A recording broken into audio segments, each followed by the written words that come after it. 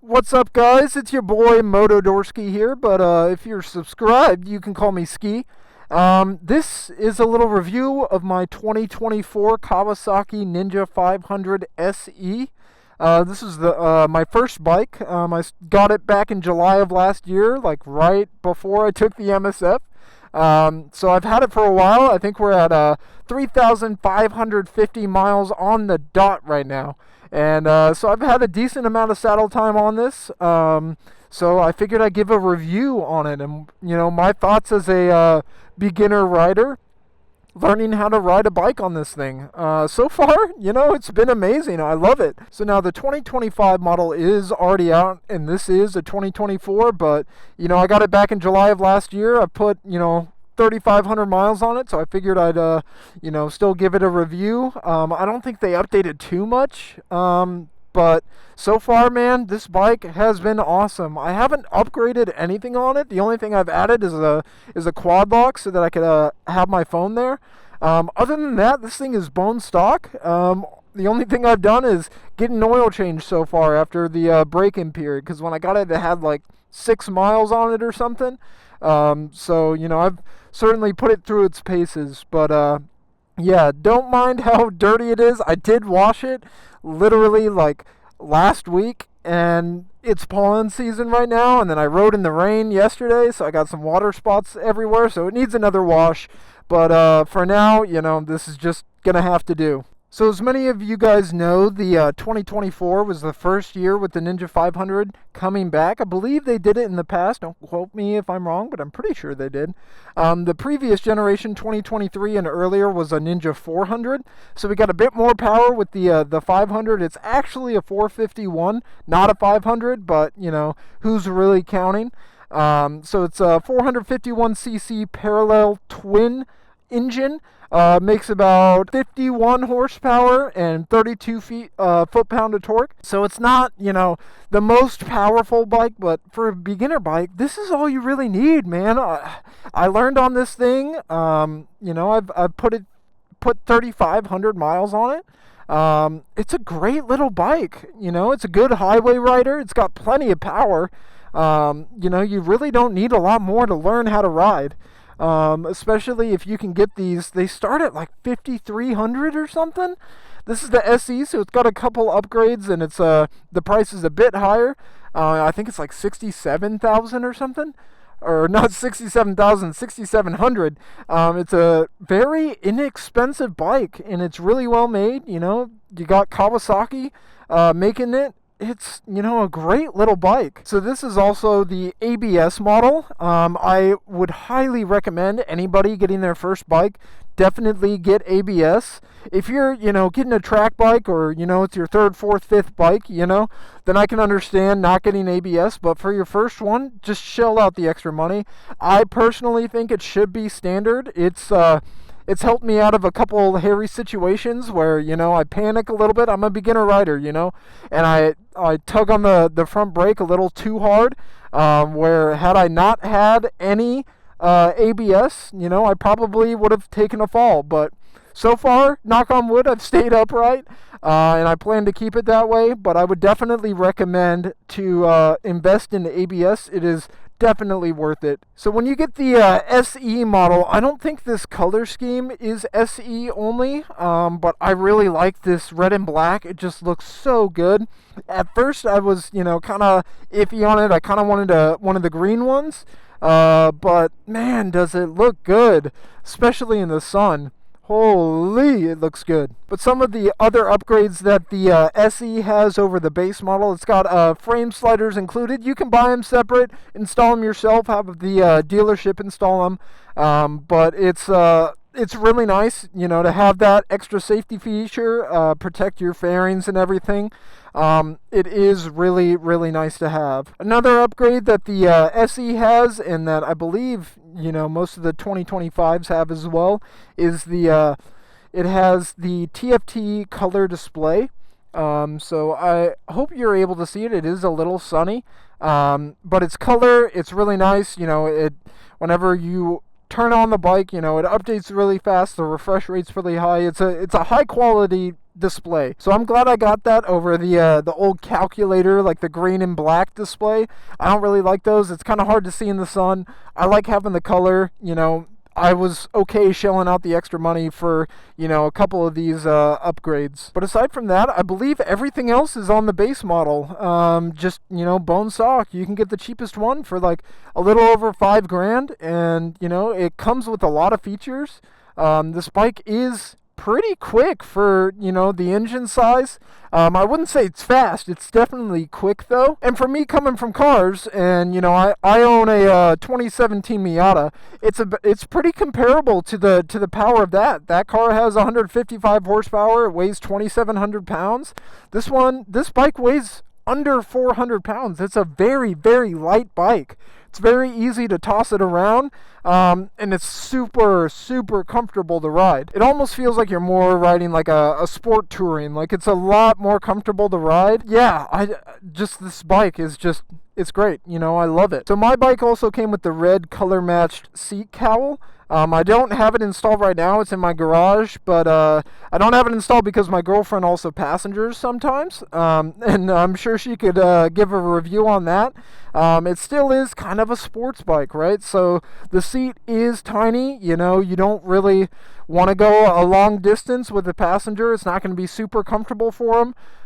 If you're taking, you know, speed bumps or hitting potholes or anything, they're going to come off the seat a little bit, and it can get, you know, a bit hairy for them. So I would really only passenger if you like really have to. The highway is kind of decent so long as the highways near you are okay. If the highway is kind of filled with like potholes and stuff, maybe not. Maybe don't take a passenger on there. But yeah, other than that, man, this bike is super comfortable to ride. It's easy to ride. It's great to learn. So yeah, this bike is great. You know, it's got a decent amount of power for what you get. It's also super easy to learn how to do bike maintenance on, which is very important, especially, you know, cleaning your chain and all that stuff. So I learned how to do that on this. You know, I got some of these spools down here added on. They don't come included, but they're pretty cheap. You can find them online. Get those on there so that you can put a rear jack on there and jack the bike up and be able to clean your chain.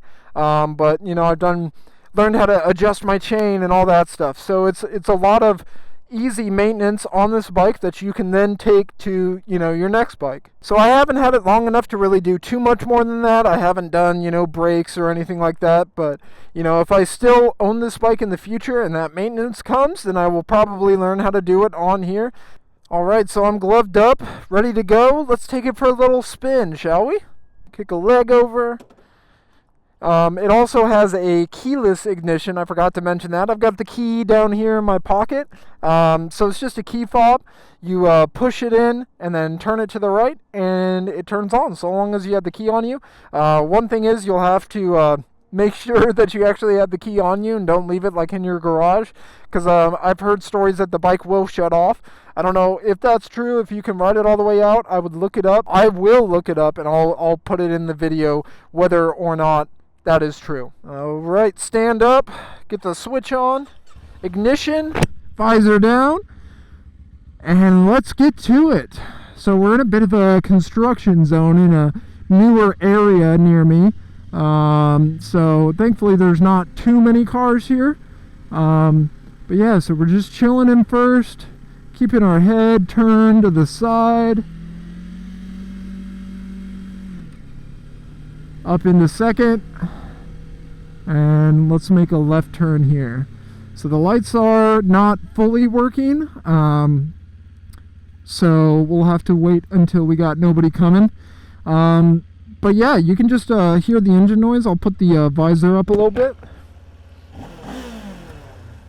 It's got some pops too, stock.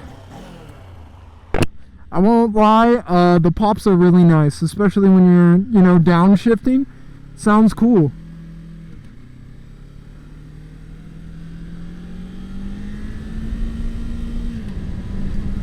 They got so many of these like manhole covers so low.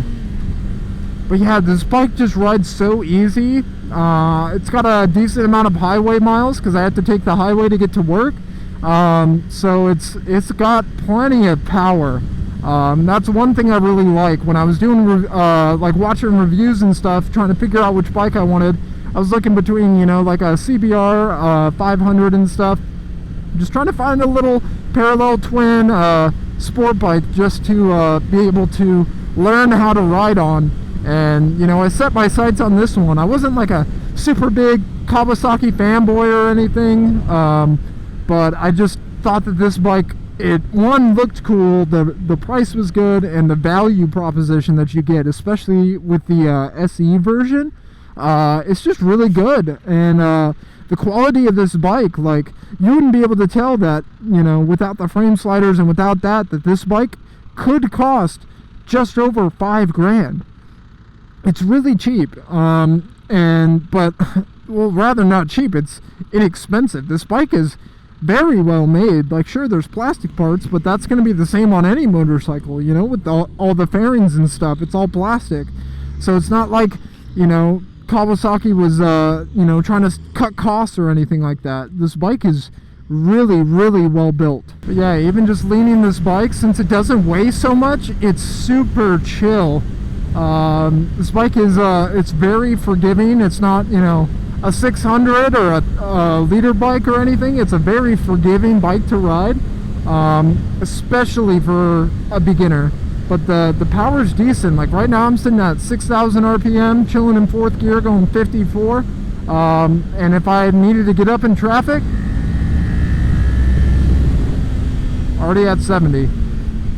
And like, sure, you know, a liter bike would be a lot faster, but for normal traffic, you know, compared to other, you know, cars and trucks that are on the road, it's faster than that. So if you're trying to get out of a sticky situation, it's pretty easy. I think that's the second Nissan Z I've ever seen. What the fuck? I didn't even know they existed. I've legit seen 2 ever. I saw one at a Cars and Coffee like last year, right after they came out, and then that one, and that's it. I didn't even know that they actually were making them. All right, green light. And then into the corner, it leans super well. And I probably could have taken a better line, but, you know, I'm also trying to talk and think at the same time, you know, so it's a little bit weird. I'm still kind of getting used to the whole moto vlogging thing, but I think I got the hang of it so far. But yeah, this bike just rides so smooth. I haven't really done any adjustments. The only adjustment I made was on the throttle. It had a bit of play, so my roommate and I, we just took a wrench to it and tightened it up. So now the throttle response is much better. So I would definitely check and see, if you do look into getting one of these, if the throttle play is a little too much. It was probably about 2 millimeters or so, but now I think I got it dialed in like perfect. It was like really making it hard just to shift in general. Riding itself was fine, just, you know, cruising like this, but shifting and downshifting, it made it a little weird to get back on the throttle. So now we get the downshift, nice and crisp. Not too jumpy, maybe a little bit. I probably could have put a little more throttle on the shift down to second. But this bike also has a slipper clutch. I don't know exactly what that means, so I don't know if I've been using it correctly or properly or whatever. But so far, I mean, the clutch feels really good, the brakes feel really good, throttle feels great. And yeah, so I'll just show you some of the power I was talking about. So we're chilling at 55. We got this car right here. Nobody's in the right lane because we got cut off by that light. I'm gonna fly past them. Already up to 10K, 80 miles an hour. Probably shouldn't be going that fast on in a 45, but yeah, I mean, this bike's got plenty of power. It's a great little daily rider. If you're looking for that kind of sports bike aesthetic, but you don't really need a 600 or a liter bike, this is a great fit. It looks really, really good, especially for the price that you're paying for. I think Kawasaki has some of the best just visuals out of any bike maker, in my personal opinion. I really like the headlights, like the wedge shape. I think it just looks really cool. And just the way this bike was designed, it came out really, really well. But I definitely need to give it a wash. I hate pollen season. It makes my allergies fuck up, and it makes my vehicles turn yellow. So I'm not the biggest fan of pollen season, but I guess technically you need it to keep the world going around. So, but another cool thing that I like, so you can adjust some of the stuff on the dash. I won't really mess with it right now. We might do it when we stop in a bit, but I do have it set to show the oil temperature, as well as the range that I have on the tank of gas. And you have a gas gauge, which, you know, a lot of bikes don't have. A lot of newer ones do, but there's still some new ones, and most of the older ones don't have a gas gauge. They just have a fuel light when you're running low. So having that gauge is really nice. But for it to be accurate, the bike has to be leaned up. Otherwise, you know, because the gas, where, you know, pulls the gas from is right in the dead center. So it's got to be upright, otherwise, you know, you won't get the best reading. So don't check your gas when you're leaned over, or you know, when you're on the kickstand or whatever. But having that oil temp is really nice, especially during the colder months, making sure that, you know, the bike is warmed up. You know, I know a lot of technological advancements have happened in the past couple decades, so it's a lot easier for a bike to ride when it's cold out. Bikes and cars, you don't really have to let them warm up as much, but I still like letting it warm up at least to like 120 or so. Even in the colder months, that's probably like 2 minutes. And so what I do, I turn the bike on, and then I put my helmet and gloves on and all that stuff, let it warm up, and then, you know, by the time I'm done, it's usually good to go. By the time I'm done, you know, picking my song or picking the destination on my phone on the quad lock, then, you know, I'll be good to go. But yeah, so this bike just rides super comfortably. You know, you can have your butt all the way back on the seat, is what I usually do, just because I'm like 5'11". I'm not super tall, but I'm taller. So I do have my butt like all the way back. If you're a little bit taller, if you're probably like 6'3", 6'4", this might not be the bike for you. I might start on, you know, maybe something a little bit bigger, because this bike is a teensy bit small, just relatively speaking. You might even be able to upgrade the seat or something, but, you know, I can touch both feet on the ground just fine. I believe my girlfriend can as well. She's like 5'6". She might be on her toes a little bit. I don't know if she's flat-footed on it, but she can. She's able to put both feet down, which is nice. Let's take a left down here. I haven't been down here in a while. I think this turns all the way around to one of the other main roads in the area, so let's do a little bit of exploring. Hopefully it's a little bit twistier down there so we can really see this bike shine, because like I said, this bike does not shine in the top end. You know, it's not super powerful. It's only got 51 horsepower, but it puts it down really well, especially with the only 32 foot-pound of torque. You know, it's nothing crazy or anything, but, you know, it's got enough power to get around somebody, which is all you really need it to do. So long as they're not already going 120 or so. I think this bike tops out at like 124, 125 or so. But that's, you know, only if you're like fully tucked. You have to be like fully tucked. Maybe not even wearing like a backpack or anything. Like, you have to be as small as you can be to hit that. It's, you know, the top end power it's really not that much. But yeah, so let's take a right over here. We got a stop sign. I think it's a four-way stop.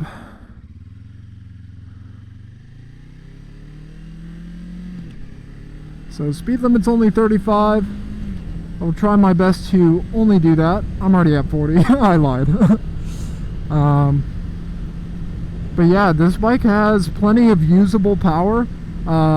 It's not, you know, anything too crazy, but like I said, you know, just to get around traffic and stuff, Like once this car goes, let's get it down a little bit. So we're still in fourth. Now we're up to fifth.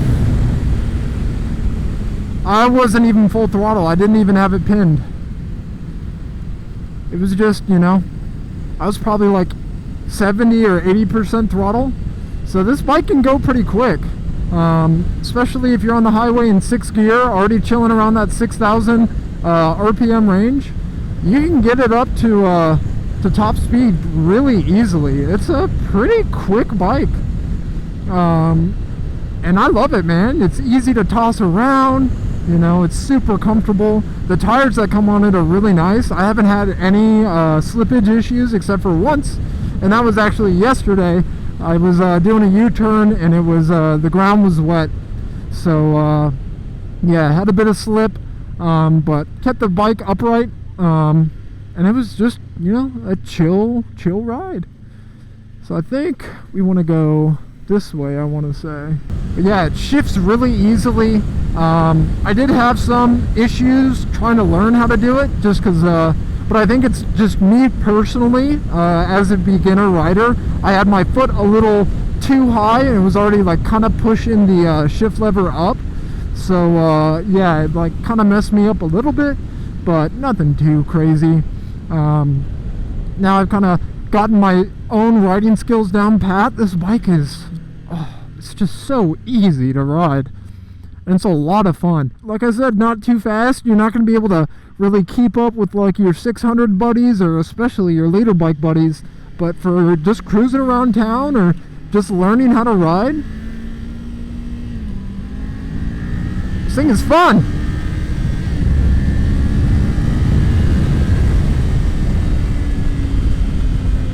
Oh man, and it's super stable. You know, you can toss it around with one hand, easily ride with no hands, but I'm trying to hold the throttle down, so I won't be doing that right now.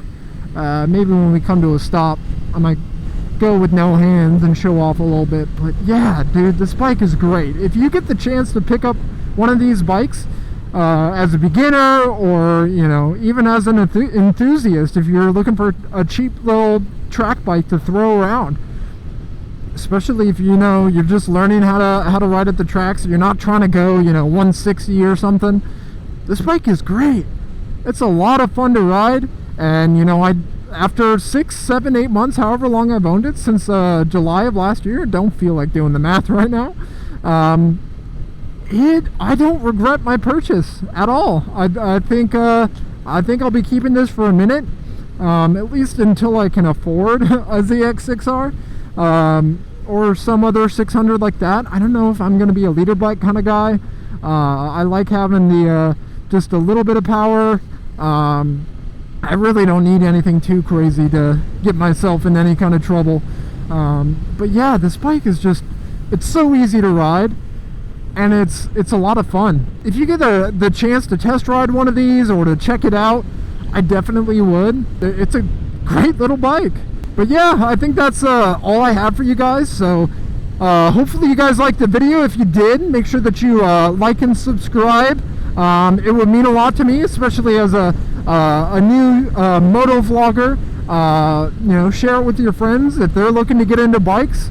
This is a great beginner bike, and I think a lot of people would really enjoy this, you know. And not even as a beginner, you could not be a beginner. If you're looking for a little 500, you know, daily rider, something like that, they're cheap, they're inexpensive, it's got the Kawasaki reliability. I haven't had any issues with this bike. And so far from like forums and stuff that I've seen, not a lot of other people have either. Maybe the throttle just being a little teensy bit loose, a little too much play, but that's about it. This bike is great. So yeah, if you like the video, like, comment, make sure that you subscribe as well. Leave in the comments, you know, what you think my next video should be about, or, you know, next bike I should review, because I'm trying to get my name out there, you know. So yeah, thanks for watching, and I will see you guys in the next one. Deuces!